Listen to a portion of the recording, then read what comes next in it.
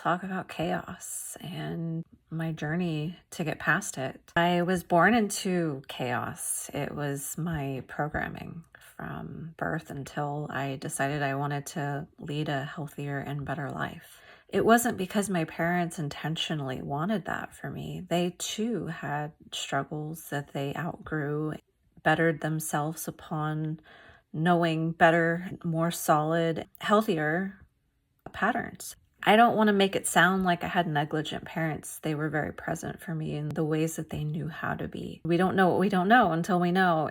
I just dug a little bit deeper because they had the capacity to parent me to a degree to where I was able to actually do that further and deeper than they could even fathom. On some level, that's the perk of parenting. We get to be better versions of ourselves should we choose to, so that we can lead by example and be a better human for our family line, for the betterment of our children, for the advancement of their minds and their hearts and their spirits. That still, the ceiling at home was chaos. With all of that said, I felt loved, I felt nourished, I felt attended to when I needed it. But when you know chaos, chaos is your clear mental frame. And the way this manifested at home was people-pleasing, avoidance, addictions. I would say also it manifested as maintaining and staying in unhealthy dynamics, not outgrowing abusive behaviors, codependency.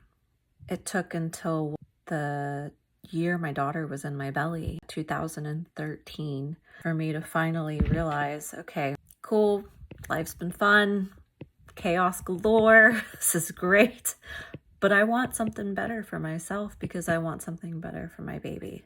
Just like my parents did for me in their own unique way, I'm now on that journey for her.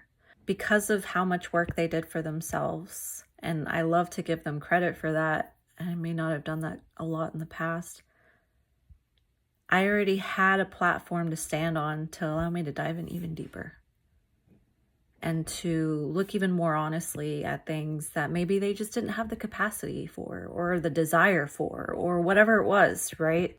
For me, I chose to do it the hard way for a very long time. Though I would argue on some level I'm grateful for that experience because it did help me build muscles in ways that I think I wouldn't have otherwise. I also didn't know what I didn't know. As soon as I found a coach who essentially does the same work that I do, and they sat with me, I haven't been the same since. I'd say the biggest and best discovery that I've found on the other side of doing the work has been learning boundaries. It's relevant in so many different ways, right? Because that affects your energy level. That affects how you impact the energy around you. It affects how you are influencing the people around you. It also affects your own confidence and your own energy levels because you're now more aligned with the things that are working for you. I am grateful for the chaos.